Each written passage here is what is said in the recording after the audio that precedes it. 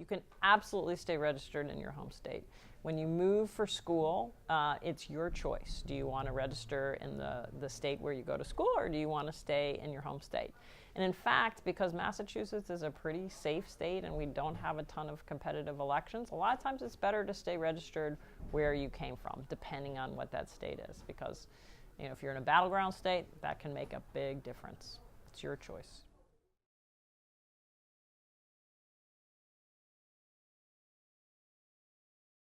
So what kind of information you have to provide is very different depending on the state that you live in. Here in Massachusetts, we follow the basic federal rules, and that means that if you voted here before, you don't have to provide any. If it's the first time you voted in Massachusetts or under certain other circumstances, you just have to provide some form of proof of residence. It actually can be a bill that's on your phone. It can be a driver's license or a photo ID, but it doesn't have to be. Now, there are a number of states where it's much stricter than that, and you have to have a particular kind of ID that is issued by that state. But Massachusetts is pretty generous.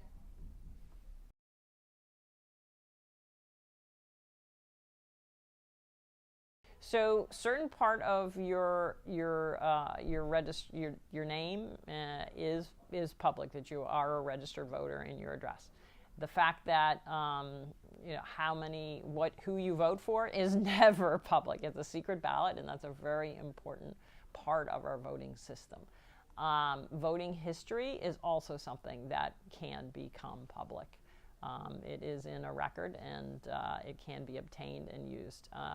It doesn't tend to be published all over the place, but that can be accessed, yes.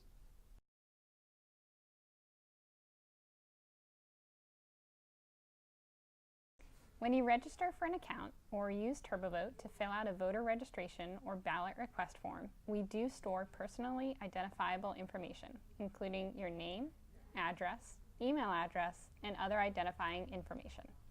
Information you provide will be used primarily to provide you with voter services, according to your request.